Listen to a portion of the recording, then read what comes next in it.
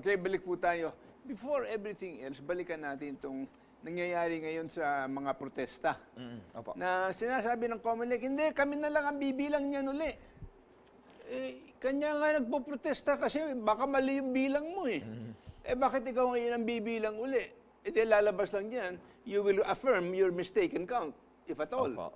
Di ba? Ano ba anong take mo doon? Ganito po yan, sir, para ho sa informasyon ng ating mga kababayan. Ang protesta kasi iba-ibang level yon, di po ba?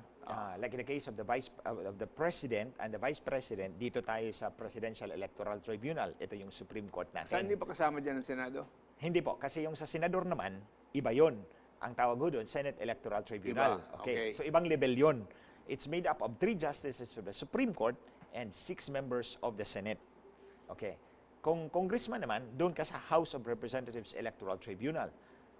Ang composition ng tribunal is 3 justices ng Supreme Court, 6 na miyembro ng Kamara. Okay. Now, for governors and city mayors in Metro Manila, COMELEC ho may jurisdiction yan. When you say jurisdiction, that's the power to hear the cases. So, ito si COMELEC ang may jurisdiction sa governor at city mayors in Metro Manila. All the rest, regional trial courts. Okay, ganun ka masalimuot yung proseso ng electoral protest. Kaya nga, one of the things that we should consider kung magkakaroon tayo ng electoral reforms is that we should have a dedicated electoral tribunal. Is separate from the COMELEC. Huwag mo nang ibigay kay COMELEC kasi ginagawang pangkabuhayan na naman yan ng kanilang after-sales service. So, in this case, may protesta ho si BBM laban kay presumptive VP. Presumptive lang ang tawag ko sa kanya kasi there's still an electoral protest. Presumptive VP Robredo. That's with the Presidential Electoral Tribunal. Ito naman, si Abdusa Cortan, tumakbong governor ng ARMM against Mujib Hataman. So, nagprotesta ho si Abdusa Cortan laban kay Mujib Hataman, and because this is governor of the ARMM, si COMELEC ang may jurisdiction. So, ngayon, ang pinag-uusapan natin dito ay yung mga boto sa ARMM or the Autonomous Region and Muslim Mindanao. So, covered din yan sa protest ni BBM. Covered din yan sa protest ni Abdusa Cortan at Mujib Hataman doon sa baba. So ngayon, under the rules, yung higher position ang may preference. Priority talaga. Like President, Vice President, priority over the senators. And senators, priority over congressmen. And congressmen have priority over governors and so on. So ngayon, sumulat si COMELEC sa Presidential Electoral Tribunal. Humingi sila ng prior temporary custody na mga balota doon sa ARMM dahil sila daw ang unang magbilang base sa protesta ni Abdusa Cortan versus Mujib Hataman. So sila daw ang unang kukuha doon ng mga balota, dadalhin dito sa Manila, dito nila bibilangin. Kaya nga ho, sumulat ho ako ng isang article and I posted it in social media, sa Facebook, at kumalat ho yun. Kasi ito isang mapanganib na proposition on the part of the COMELEC. Dahil yun na nga, sinabi ho ninyo na kaya nga nagprotesta yung tao dahil yung bilang ninyo ay hindi tama. Bakit ngayon sila na ang magbibilang? Sila ang gustong unang bumilang. The reason for this is that pag dinala ho yung mga balota rito sa Manila, mas madali hong doktorin. Because they are all in one place, sa warehouse ng COMELEC. Na wala namang access sa ibang tao doon, supposedly, except themselves. Sila lang ang may access. Kasi itong mga presinto na to, itong mga balota na to, they are now deposited with the treasurer's offices doon sa mga munisipyo. Diba? Kasi pagkatapos ng eleksyon, yung mga ballot boxes, dadalhin yan doon sa municipal treasurer's office. Doon yan nakalagak sa kanilang bodega. So ngayon, pag kinuha yan lahat ni COMELEC, dito na sa Manila, mas madaling ayusin yung mga boto, yung mga balota, I mean.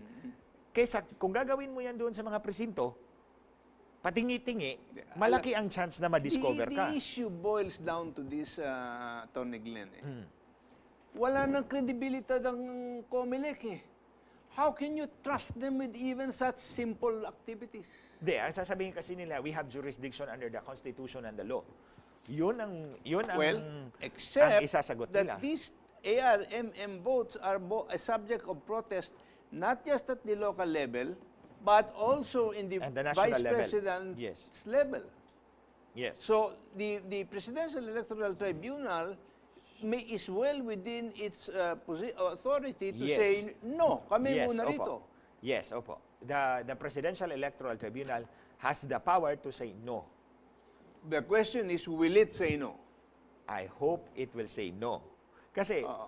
usually, pag hindi naman nila inaksyonan, hindi rin makukuha ni COMELEC doon sa baba. Correct. Kanya lang, pag inaksyonan at pinayagan nila, hindi lang ARMM ang pwedeng ayusin.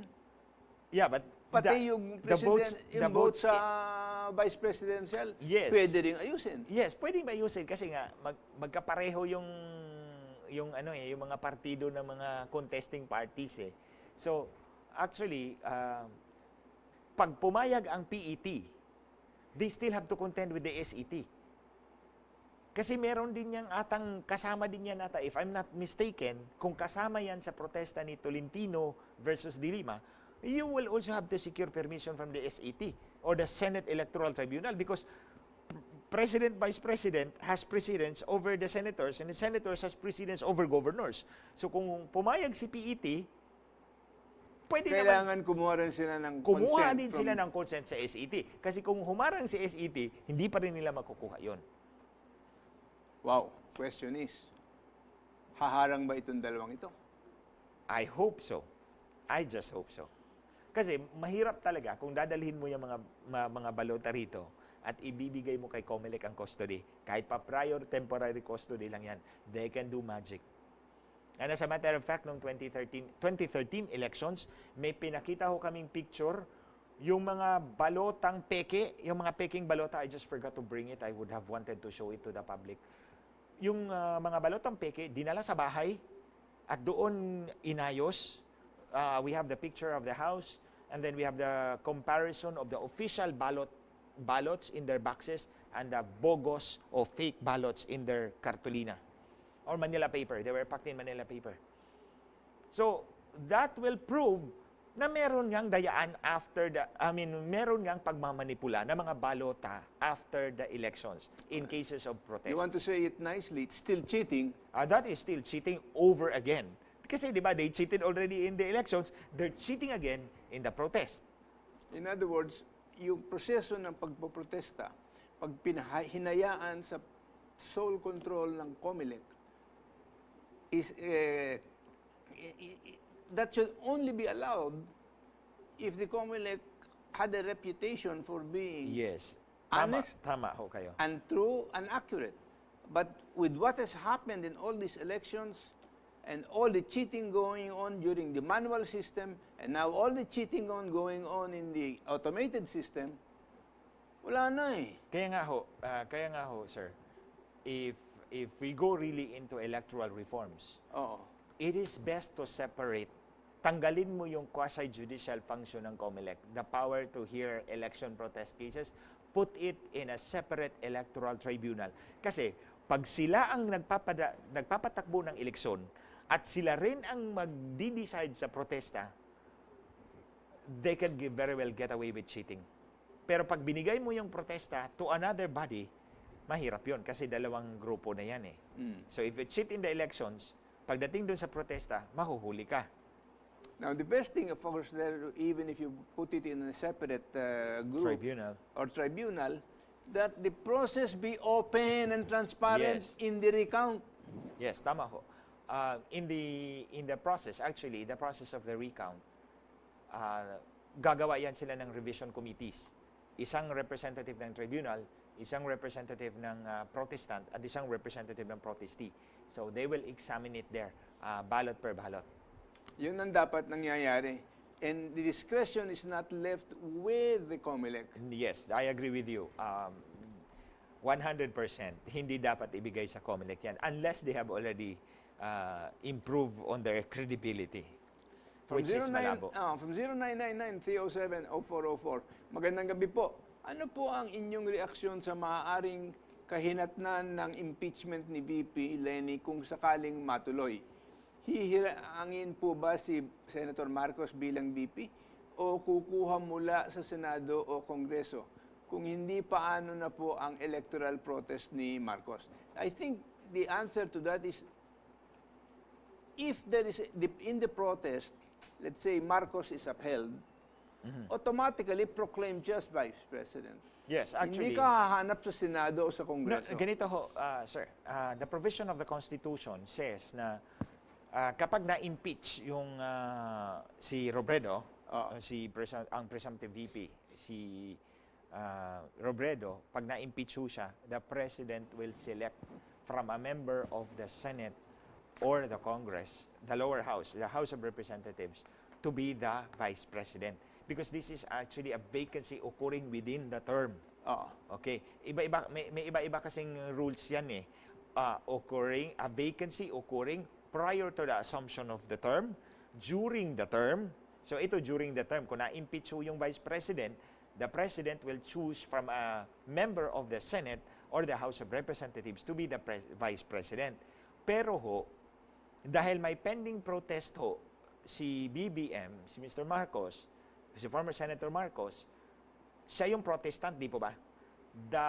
Whoever is selected by the President to become the Vice President by virtue of that vacancy becomes substituted for Robredo in the protest. So, kumbaga, let's say for example, ako ang itatalagang Vice President. Ako na ngayon ang kalaban ni BBM sa protesta. Ganon niya yun. Now, kasi, pero kung tapos na nga yung protesta at nagdeklara na ng... Hindi, kasi pag natapos yung protesta at nanalo nga si BBM, syempre tanggal ako. So, ang nakalagay din doon is that any senator or congressman so appointed as Vice President, kapag natanggal siya, hindi na siya pwedeng bumalik bilang senador o congressman. Yeah, but the point thing is, why will... That's a very strange provision because what for will I protest if even if I win, I'm out? No. What actually the procedure is that the protest will have to continue. Kailangan ipagpatuloy mo na yun. And we have to prove that there was really cheating. Okay, that's what I'm saying. But Robredo remains Vice President until the decision of the Presidential Electoral Tribunal is final. Yes. Okay? So that's the only time she will be out. Opo. Okay, tapos na ang protesta. What do you mean by tapos na? Tatapusin mo na yung protesta. Kaya, Yes, opo. naproklama nga na sinabing talo si Robredo. Palagay Yes, mo. opo. Okay. That means the protest is over. Yes. And Okay. BBM replaces her. And relinquishes her post. Why will the President be the one to choose from the Senate or Congress the replacement of Robredo? In the meantime. What do you mean in the meantime? Kasi ganito yan. For the rest of her term? No. Kasi if the Vice President is removed by impeachment while the protest is still going on. Okay. The impeachment is some of the story. I'm Yes. talking simply about the protest. Kasi, for example, That's a different story. either the impeachment goes through or if Robredo quits. Yes. I'm not expecting her to quit. That would make the protest of no value. If she quits, then BBM can easily take the post because we can prove the cheating. No, hindi pa nga tapos yung... Yun nga. Ang question ho kasi ng ating listener was that kung matuloy yung impeachment at sakaling matanggal si Robredo while the protest is still going on. The impeachment is a separate process From the protest. Yes. But if the impeachment is concluded before the protest is over, that's when the President appoints a replacement Vice President. That is, in other words, to fill in the gap. To fill in the gap. While For the meantime. the protest is ongoing. Yes, ongoing, yes. But once the protest is concluded, and former Senator Marcos won, he will be the one to he will be declared the Vice President. Okay, At very yung good. replacement will have to step down. But you can no longer go back as Senator or Congressman. Okay. You are deemed resigned. Okay. 0928-631-7888.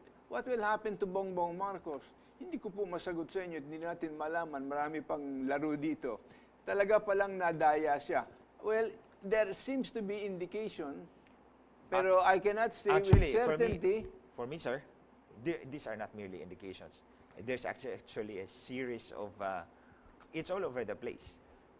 In other words, yung pandaraya in favor of Robredo happened in many places in the The country. instances of cheating, the opportunities for cheating are all there. The regional hubs, when they tampered with the ENIE, with the server, the refusal to submit it to forensic investigation or an independent audit. The COMELEC really refused it. Ayaw talaga nila. And then this time, they want the ballots first. Ayaw nilang ibigay with the PET. Ang sa akin kasi is, I'm basing all my public pronouncements on my own experience. Oo. Na kapag ang balota ay dinala na rito sa Manila, dito nangyayari ang milagro. Ang tawag ko nga doon, ni access fee yan, bayad just to get hold of the ballots. Iba rin yung bayad per ballot para palitan yung balota para mapanalo nila yung kandidatong gusto nila. Okay. All right. Ito, we have another text here saying from 0928-545-7332. I was cheated by the COMELEC on the 5 times that I ran for local position in Southern Leyte. Can Congressman Chong help me with my protest with COMELEC? Nag-file ho ba? My question is, have you filed the protest within the reglementary period? Kasi you have to file it within 10 days from proclamation of your opponent. Kasi pag wala ka namang hong na-file within the 10-day reglementary period, wala ho tayong magagawa.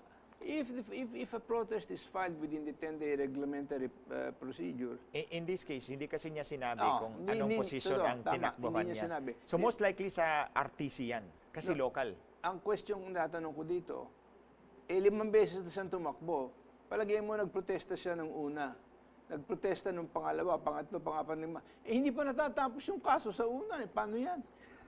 Well, the court will just simply dismiss it for being moot and academic kapag tumakbo ka na on the next elections. Yun. That's the way to dispose of the meron case. Meron palang time limitation. Hindi, kasi pag nag-file ka ulit ng bagong certificate of candidacy to run for the same position or for a higher or lower position, after a few months later, di-dismiss na yan ng korte for being moot and academic. Okay. Unfortunately, Attorney, wala na tayong panahon sa ating pag-uusap. Pero dito natin nakikita na napakadaming mga bagay na dapat natin pakinggan at solusyonan bago ang pamahalaan o ang mga tribunals agree to letting COMELEC solely handle the recount of the votes and to have those votes brought back to Manila because it is just taking too much of a risk and it's not fair to protestant and protestee. Yes.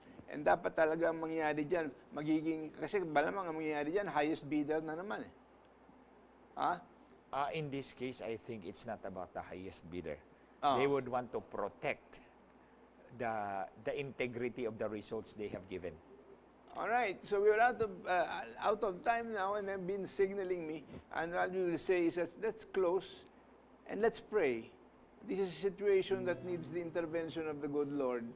Panginoon, salamat sa iyong pabuya sa amin, salamat sa iyong pagmamahal para sa amin. At dito pinapakita nyo sa amin dito ang tunay na nangyayari sa halalan dito sa aming bayan. Hiling namin, Panginoon, makialam ka. Hiling namin, Panginoon, tibayan mo ang loob ng mga gustong gumawa ng tama. Panginoon, tulungan mo sila, bigyan mo ng sapat na kapangyarihan at grasya at kakayahan para, Panginoon, sa minsanan sana, itong mga taon dadating na ito, malinis at maayos at maging maganda ang takbo ng ating COMELEC at kapuri-puri sa iyong katuwiran at sa iyong righteousness.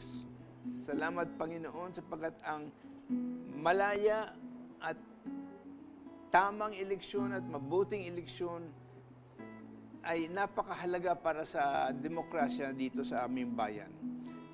Papasalamat kami na ang panalangin namin ay pinakikinggan mo at inahintay namin, Panginoon, na yung araw na yun ay dadating kung saan ang mga tatakbo para sa pwesto ay mabibigyan ng tamang hustisya, Panginoon, at ang mga tunay na nanalo sa mga halalan ang siyang umiral dito sa ating bansa.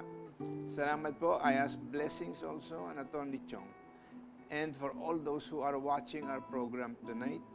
And we give you thanks and praise, Panginoon, sa pangalan ni Jesus. Amen. Amen. Ah.